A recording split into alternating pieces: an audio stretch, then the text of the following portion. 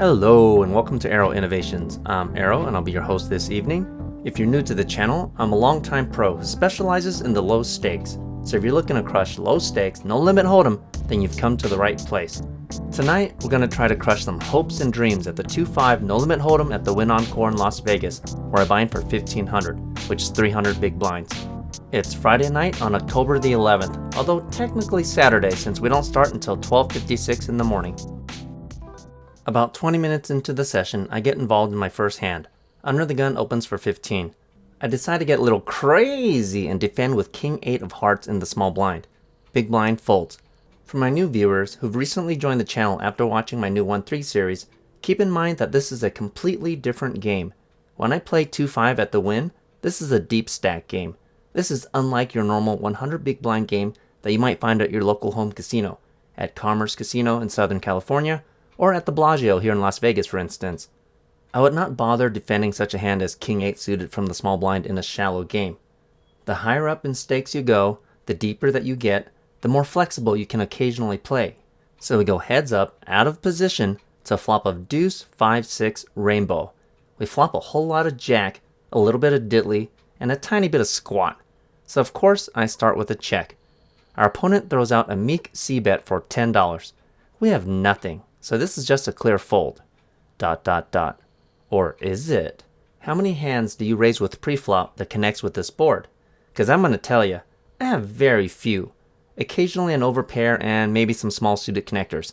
But the vast majority of my opening range will have nothing to do with the 6-high flop. My opponent is most likely just c-betting with his entire range, which will include a lot of random Broadway cards and a whole lot of ace-high. I know this. He knows this. But does he know that I know this? I put in a check raise to 45 with nothing but Nick Airball. As predicted, my opponent quickly puts in the fold. Tiny pot, but I just want to emphasize the importance of c-betting on boards that make sense for your range, especially when up against thinking opponents. This next hand happens 40 minutes later. We're down to only 5-handed, so opening ranges are a lot wider, especially in position.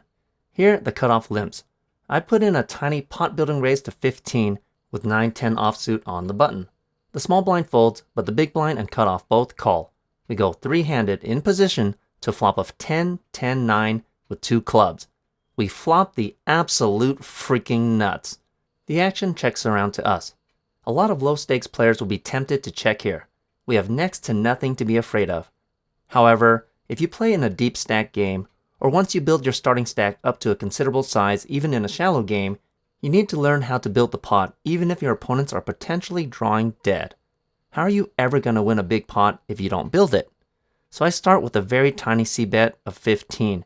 I'm trying to make it look like I'm c-betting with my entire range, but in truth I'm actually trying to provoke someone to put in a hearty check raise since I'm betting so small. I'm also charging for the obvious flush draw, various straight draws like 7-8 or Jack-Queen, anyone holding a small pocket pair, or simply just holding that 9.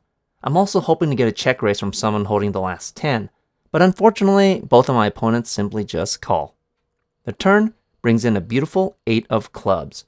The straight gets there, the flush gets there, but there are also various straight flush possibilities. We are no longer holding the nuts. Once again, both opponents check it over to me. This is rather peculiar. I was hoping one of them would have hit that flush or a straight of some sort and just let out. Maybe if we bet really small again, I can get whoever hit that turn card to put in a significant check raise. I throw out another incredibly small bet of 30 into the $90 pot. Once again, both of my opponents only just call, which is rather disappointing. Still, we're short-handed, so maybe they're both calling super light. The river brings in an inconsequential deuce of hearts. Oh goody, it's not an overcard, and it's not something inconvenient like a 7 of clubs or something similar that would put a 1-card straight flush on board. We still maintain a hand that we're willing to get it all in with. This time, when the big blind checks, under the gun suddenly leads with a bet of 75 into the pot of 180. What have you been slow playing over there, my friend? Why did you wait until just now to lead? And why use such a pitifully small bet size? I'm really hoping he has something monstrous, or simply just a hand he's incapable of folding. I put in a considerable raise to 380. Surprisingly, it's the big blind who goes into the tank. He tanks for almost a full minute, in fact. Unfortunately, he does eventually put in the fold. Under the gun tanks for 30 seconds before he also eventually decides to fold as well. Big blind says he folded 10 jack, and the under the gun player says he folded a small flush. I'm surprised they both played their hands so meekly. I guess I could have charged a lot more in the turn. I was hoping that by betting so small, I could get one of them to check raise, but I guess this must be a really passive table or something. Then again, neither of them actually showed their cards, but you can never truly trust what other poker players said they had. 15 minutes later, I opened to 20 in the cutoff with pocket 8s. The button and small blind fold, but the big blind 3-bets me to 60. He has a full stack of at least 1500, so he has more than enough for us to set mine with. Plus, we could very well have the best hand right now. So of course, I put in the call. The flop comes 9, 10, 4 with 2 hearts. My opponent throws out an incredibly tiny down bet of 35. This is the same opponent we battled in the last 2 hands. In the first hand we faced off, he threw out that tiny down bet after we checked to him on that 6-high flop. I think he's using the same trick again, and he just has 2 random overcards. A 10-high flop is very unlikely to hit a 3-better's range, which he's trying to suggest only consists of an overpair right now. There are many other hand combinations he could have here which aren't in fact overpairs. Plus, do you think a rec player would really only bet 35 into a pot of 125 with any real hand on a board that is this wet and dynamic? Cause I know I sure as shite wouldn't. So I put in a pretty quick call. The turn brings in a 7 of hearts, completing the front door flush and upgrading our hand to include a backdoor flush draw as well as an open ender to go along with our third pair. Suddenly, our opponent ups his aggression massively by throwing out a pot-sized bet of 175 into the pot of 195. After I tank for a bit and contemplate my options, my opponent gives out an extremely huge tell. Sure, I have no quads here. You have no what? No quads. Sure. He's trying to use speech play against me. He doesn't understand that he just gave us a whole ton of information. He's posturing. People with weak hands will very often puff their chest to look as big as possible. I already suspected on the flop, but at this point, I'm almost convinced I have the best hand right now. I don't think I even need to improve on the river. If my opponent had a real hand here, he should be concerned that I could have hit that flush. Overpairs will have to check this turn almost every time. I could have all of the sets, 2-pair combinations, and occasionally the flush. He's almost never going to have any of this.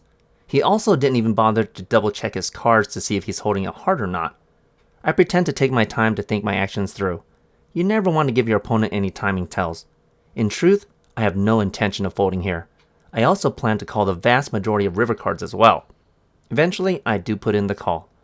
The river brings in an unsightly king of hearts.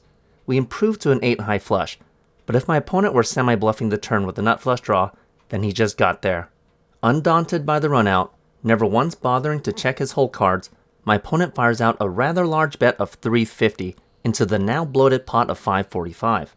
I'm not a fan of this river card at all, but it sure beats an ace or a king that's not a heart. You know what? If you semi-bluff the turn, then congratulations. You deserve to be paid. But considering you never once checked your hand for a heart, I think there's a very good indication you know exactly what suits you're holding. Like for instance, if you're holding ace-queen of clubs or ace-jack of diamonds. I put in a pretty quick call. My opponent says nice call and then just mucks his cards without showing, and I get a sneak peek of the ace of spades when he does so. For informational purposes, had the river not been a heart, I would have called even quicker. Yes, even with third freaking pair on a board with a possible flush and a straight. About 20 minutes later, we've gained a couple of players, so now we're back up to 7-handed. Here, I look down at pocket aces under the gun. Pocket freaking rockets.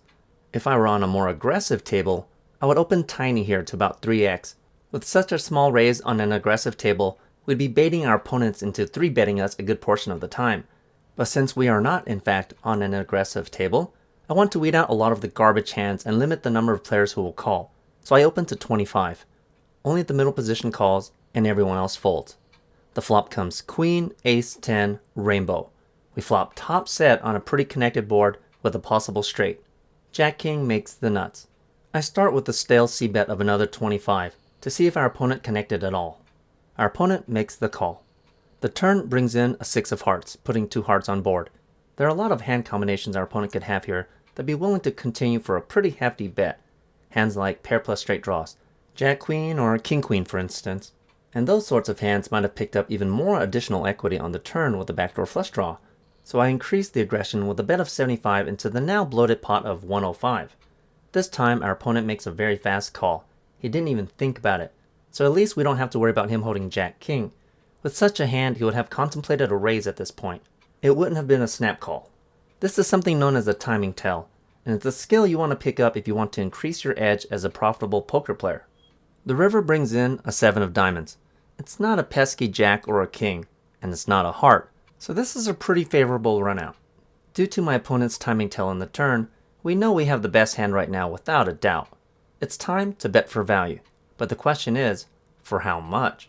All of our opponent's pair plus straight draw combinations have braked out, including the backdoor flush draw, so there's no point targeting any of those sorts of hands. We want to target his inelastic hands like Queen 10 or a hand like Ace Jack that just doesn't know how to fold. I fire out a nearly full pot-sized bet of 225 into the pot of 255. Our opponent snap calls, and I immediately regret that I didn't bet bigger. I table our hand, and he tables Ace 10 of spades for a flop 2 pairs. 10 minutes later, there's an under the gun open for 15. I look down at my least favorite premium starting hand. Oh yes, we're talking about the accursed pocket kings. I have a really bad history with this particular hand, and in the last 14 months since I started vlogging, you guys have gotten to experience firsthand just what sort of misfortune they've run into. So here I 3-bet to 60 in the middle position to weed out some of the competition. Everyone else folds, but under the gun makes the call. The flop comes 9, 9, 10 with 2 diamonds and a heart. We maintain an overpair, but there are all sorts of draws out there. We need to worry about 7, 8 and Jack Queen in particular. Pocket 10s obviously has us beat, along with any random 9. When our opponent checks, I start with a down bet of 50, targeting all of his draws as well as his pocket pairs. Our opponent puts in the call. The turn brings in an ace of spades. This is not a desirable card at all. Not because I'm really worried about it, but because it'll greatly decrease our odds of getting value out of a smaller pair. So when our opponent checks, I just check the action back for deception and pot control. The river brings in a 9 of clubs, putting 3 9s on board, which is a pretty darn good card to see. All of the draws have braked out, and it's also much less likely that our opponent is sitting there with the last remaining 9 for quads. So when our opponent checks for a 3rd time, it's time to bet for value. We need to make this bet incredibly small though. We want to target all of our opponent's smaller pocket pairs, or just that naked 10, but with that ace on board, our opponent won't be willing to call that big of a bet. The thing about betting for value is you need to take into consideration what sorts of hands you expect to call for the price that you're giving. Do you really expect a hand like pocket jacks or a naked 10 to call if you bet full pot here? Taking this into consideration, I throw out a 3rd pot size bet of 75 into the pot of 225. Our opponent puts in a quick call. We table our hand and it's good. It's a full hour later before we play our next notable hand. Our last table has since broken, so we've been moved to a new full table. Here there's a live 10. I open to 30 on the button with ace 3 of diamonds. The small blind folds, but the big blind and straddle both call. We go 3 ways in position to flop of 10, ace 4, rainbow. We flop top pair, but our kicker is nothing to write home about. The action checks to us. We could go either way here between checking back for pot control or betting with our pair and backdoor straight draw. Here I decide to c-bet for 40, hopefully targeting hands containing a 10 or the various wheel or Broadway draws. Both opponents put in the call. The turn brings in a 9 of spades, putting 2 spades on board. 9-10 is also a very possible hand combination for one of our opponents to be holding. So when both opponents check again, this time I check the action back. I mean, it's not like I'm anywhere near top of range. The river brings in an 8 of clubs. Jack Queen, which would have flopped a gut shot draw and turned an open ender, just rivered the nuts. Small blind suddenly comes out betting for 150 into the pot of 210, which is a very strong 2/3 pot size bet. Big blind folds. I contemplate my options for a moment. I'm really only beating an airball bluff here, and I can't think of many. So eventually I put in the fold and let this one go. 15 minutes later, there's a live 10 again. The cutoff limps. I put in a small pot building raise to 35 on the button with ace 10 offsuit. The small blind folds, but the big blind, straddle and cut off all call. The flop comes king 8-4 with 2 hearts. We don't flop anything whatsoever. So when the action checks to me, I'm not about to try to bluff off 3 other players with no draws of any kind, so I just check the action back. The turn brings in the ace of hearts. The front door flush completes, but we do improve to top pair. Again, the action checks to us for a second time.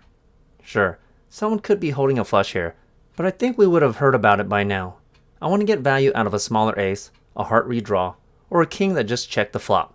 So I throw out a half pot size bet of 75 into the pot of 140. The big blind calls, but everyone else folds. The river brings in another ace, pairing top pair and improving us to trip aces. Surprisingly, our opponent comes out firing, and for a pretty considerable price of 225. He's representing a full house and almost no other hand. He could also occasionally have a flush here, targeting my exact hand. Even with trip aces, I only have a bluff catcher. We just folded to him when he fired on the river in the last hand though, so I'm starting to get a tiny bit curious. I decide to put in the call if for no other reason than to gain some information. Unfortunately, we meet some very bad news when he turns over pocket eights for the full house he was indeed representing. If we didn't have to fold that last hand, I could have easily folded here. But you guys know how that goes. It's hard to keep folding to the same opponent without eventually getting curious. 5 minutes later, I open to 20 under the gun with ace-jack of spades. The cutoff calls, when the button puts in a pretty considerable 3-bet to 90. If he were doing this with ace-queen or ace-king, we have a dominated hand. If he were doing this with jacks or above, do you think he'll really pay if we randomly flop an ace? I'd rather be holding a hand like 5-6 suited or something similar than what I'm actually holding right now. Plus, I'll be out of position as well. This may come as a shock to you guys, but I actually put in a pretty quick fold, and the cutoff folds as well, before the button proudly tables pocket aces face up. 2 red aces. As you guys know, I am not tight by any stretch of the word. I mean, just to look at how I played those pocket eights earlier. But there are certain hands that, although very pretty, are what I consider dominated hands, and those are not the sorts of hands you want to play out of position. Only a few minutes later, the under the gun and low jack both limp. I look down at a completely disconnected hand in the form of jack 7 of clubs. In any earlier position, this garbage would just windmill towards the muck. But here in the cutoff, and with 2 limpers in front, I decide to put in a tentative call. If you guys have been following the channel for a while, you already know how much I value position.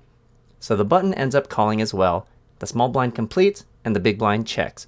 We go 6-handed to a beautiful flop of 10-4-7 with 2 clubs and a diamond. We flop middle pair with a jack-high flush draw, which is about as good as it gets for our hand holding. Small blind checks, but the big blind leads for a full pot-size bet of 30. The low jack folds, but the high jack calls. Sure, I can't just call here, but I'm a big fan of playing my high equity draws aggressively to utilize fold equity, so I put in a huge raise to 155. The button and small blind quickly get out of the way, but the big blind and hijack both call, which is quite surprising. I could potentially be drawing extremely bad here if one of my opponents has a higher flush draw. The turn brings in an 8 of clubs. We improve to the 4th nut flush. Both opponents check this time. If we were heads up, I would definitely bet here. But since we are multi-way, we're either incredibly far ahead or incredibly far behind. If one of our opponents is holding 5-6 for the straight or a smaller flush, then we have them drawing completely dead. On the flip side, if one of them has a higher flush, then it's actually me who is drawing to a 1-outer in the form of a 9 of clubs. So with all of this in mind, I decide to check the action back for deception and pot control. We can easily get one more street of value out of a straight or smaller flush if the river breaks out, so no need to get too greedy. The river brings in a 5 of diamonds, which is definitely a brick in our eyes. So when both opponents check for a second time, it's time to go for some value. The pot is nearly $500. With how we check back the turn, this could easily look like a huge bluff. Let's say for instance if I had a hand like 8-9. I want to target an opponent who wants to put on a cape and become a hero on the weekends, as well as anyone holding a straight or a smaller flush. So I throw out a very large bet of 400. The big blind goes into the tank, which we love seeing. We're hoping for a call. Unfortunately, after over 30 seconds of contemplation, he eventually puts in a fold, and the hijack quickly folds as well. The big blind claims that he folded a set, but if that's true, then that's what you get for slow playing in a multi-way pot on a super wet board, and then letting me get there. If he had re-raised me on the flop to any amount over 500, I probably would have just folded. About 5 minutes later, I opened to 15 under the gun with 4-6 of diamonds. By open raising instead of limping into the pot, I'm disguising the strength of my hand. I could have anything here up to and including pocket aces. For my $15 raise, the cutoff, button, and big blind all call. So we go 4 ways to a beautiful flop of 7 ace 4 with 2 diamonds and a club. For the second time in a row, we flop a pair and a flush draw. That ace is also a very good card for our range. So when the big blind checks, instead of just checking here and hoping to improve, which will only happen about half the time, I lead with a half pot size bet for 30. The cutoff and button call, but the big blind folds. The turn brings in a 10 of clubs, putting 2 clubs on board to go along with the 2 diamonds. We do not in fact improve, but there's still one more card to go. Rather than just go bet, bet, bet, and potentially brick out, I decide to change things up and check instead. I want to gauge the strength of our opponent's hands. The cutoff checks, but the button bets 60 into the pot of 150, which I consider extremely weak. Either he really doesn't know what he's doing, or he has a 1-pair hand at best. I put in a check raise to 250, which demonstrates a whole lot of strength. Sure, I currently only have bottom pair, but I have a whole ton of equity against any 1 or 2 pair combos that don't contain a 4. I win a ton of my high equity draws without ever needing to improve by playing them aggressively in this fashion. Surely enough, the cutoff folds, but the button surprises me when he folds 10-7 of hearts face up. He actually turned 2 pairs but still folded due to our aggression. We win the $210 in the middle without needing to improve, and in the worst case scenario, we might have improved with a 6 on the river and lost even more with the smaller 2 pairs. And this is exactly why I like to play my high equity draws hyper aggressive. Okay, boys and girls, buckle in and prepare for the main event. Here there's a live 10. The middle position opens for 35. Looking down at pocket jacks on the button, it's time to bump the action up. A lot of amateurs and recreational players have a hard time playing pocket jacks. They have difficulty navigating jacks post-flop if any high cards appear. In my experience, pocket kings is the only hand that has consistently let me down. Not because I have trouble playing them, but it's just simply my track record with them over the years. If you play long enough, you're gonna see a lot of weird stuff. Outliers to the norm. For me, it just happens to be with pocket kings. Anyways, here I 3-bet the action up to 125. Small and big blind fold, but surprisingly, the straddle cold calls with a stack of over 4K, and the middle position comes along as well. The flop comes Jack, Queen, 10 with 2 clubs and a diamond. We flop middle set on a board that's as wet as it possibly gets. Ace King flops the nuts. On the surface, this looks like an amazing flop, but there are plenty of other flops I would have preferred. Not only do we lose to Ace King, but this type of flop could potentially lose us value if our opponents incorrectly assume that we have Ace King. Still, when both opponents check the action over, I have no choice but to bet here to charge for the countless different draws and hands that we're ahead of. Hands like King Queen, King Jack, Ace Queen, Pocket Tens, and the obvious flush draw. So I start with a half pot size bet of 200 into the pot of 380. The straddle makes the call, but the middle position gets out of the way. The turn brings in a 5 of diamonds, putting 2 diamonds on board to go along with the 2 clubs. I'm not completely convinced that we're ahead here. We smash Pocket Tens, but we still lose to Ace King, and we're utterly destroyed by Pocket Queens. You may be wondering why my opponent didn't already raise with hands like Pocket Tens or Queens. The simple answer is he might be afraid that we're the ones actually holding Ace King. Plus, we started this hand super ultra deep with over 2600. That's over 500 big blinds. This is not your usual 100 big blind game. Still, when our opponent checks for a second time, we still need to get value out of the many hands and draws that we have beat. I bet 525 into the pot of 780. I'm relieved when our opponent only just calls instead of raising. Now we need to avoid a crap ton of bad river cards, assuming we're actually ahead, that is. So the river comes, and it's one of the few cards we actually really like seeing. It's the Queen of Diamonds, completing the backdoor flush, but also improving our hand to a full house. We now actually beat Ace King, and we're only losing to a select few combinations of queens full or quads. Our opponent checks for a third time. I start counting out my remaining stack while deciding how much I should bet. If our opponent has one of the various draws that missed, we're not going to get anything out of him. Sure, I'm losing to Jack Queen and Queen 10, but you can't play this game afraid of monsters under the bed. If you're ever afraid to go for value with anything other than the nuts, then perhaps you should consider playing a smaller game that you're properly bankrolled for. I want to target all of my opponent's inelastic hands, like pocket tens, ace queen, a non-believing king queen, or a super slow played ace king. So I shove all in for 1782. I evade the snap call. My opponent goes deep into the tank, which we absolutely love seeing. He says he has ace king with the king of diamonds. He's going over the possible hands we could be holding. We can't have ace king of diamonds because he's holding one of those cards. We most likely don't have quads here. So he's losing to pocket tens and pocket jacks. On the flip side, he beats ace jack of clubs and he chops with ace king. This is the same opponent who claims he flopped a set earlier and allowed us to hit that jack high flush on the turn when we were holding jack 7 of clubs. Eventually, after 2.5 minutes of tanking, he flicks in the call, and we win this absolutely massive pot of just under $5,400. 1782. Let's double check. What does it say? 1782. 1775.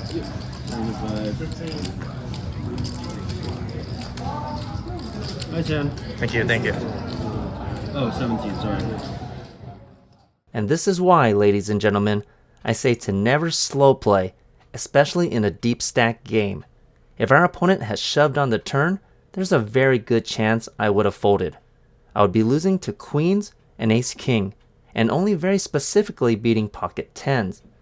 It would be very unlikely for my opponent to be semi-bluffing with a combo draw after I made a massive bet of 525 on the turn, which exudes huge strength, so I can take that possibility off the table. So my opponent ended up super slow playing in 2 different hands that allowed me to get a lucky run out. A few minutes later, the middle position limps. The low jack, our opponent from the last hand, throws out an incredibly huge 10x raise to 50 with a 2k starting stack. Everyone else folds while I look down at pocket tens in the small blind.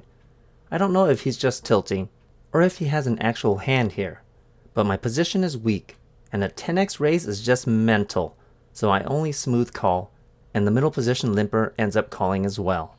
The flop comes 6-6-8 with 2 clubs. We maintain an overpair, but there's no guarantee we're actually ahead. If we're up against a bigger pair, we're pretty screwed with only 2 outs.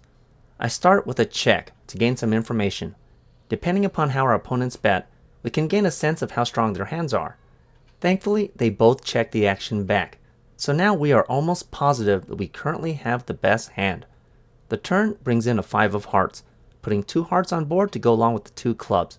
We still maintain a pretty good overpair a couple steps over the board, so it's time to go for some value. I throw out a 2/3 pot size bet of 100 into the pot of 155. Both opponents quickly fold. Not a big pot, but I wanted to go over what to do with a medium strength hand out of position when facing a large pre-flop raise. Sure, I could have just led on the flop, but that would allow a bigger overpair to trap me without gaining information as to what sorts of hands my opponents could be holding. You want to pot control a lot of hands when you only have one vulnerable pair and you're playing as deep as I am.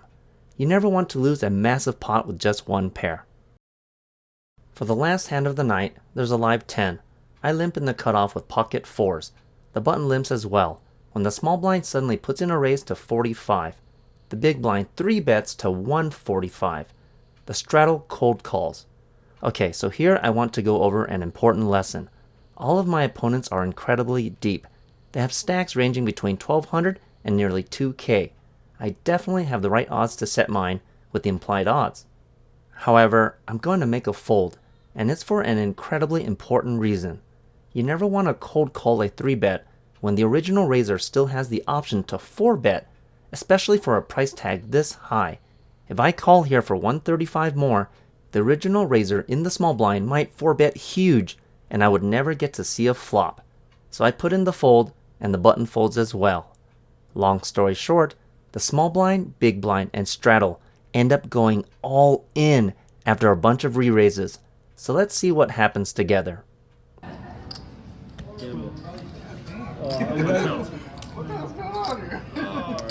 I had fours. Don't put a four. I'm never calling anyways, but I had fours. We have hands that can crack you. Yeah, they all have cracking. It's live hands. That's all it is. Do you want to like hide it? I had pocket fours. Can I use the full various? Huh? Two sets. Two set for earlier. Yeah, that doesn't matter. I'm never calling freaking all in with fours. That's ridiculous. Yeah. It's only run once here, right? Oh, it's basically same hand. Like we didn't want that to happen, basically. I was about to bump that up. Oh god, you would have been lost whatever you bump it up to. Let's see. It's pretty jack situation. Something like that. You have a jack? I have a 10. Just the 10. I have 2 pairs. Oh no. King Oh my gosh, King 10, full house. That's my lucky hand, King 10 suited. side pot though between you two guys. That's a side pot. Nope, he wins. Okay.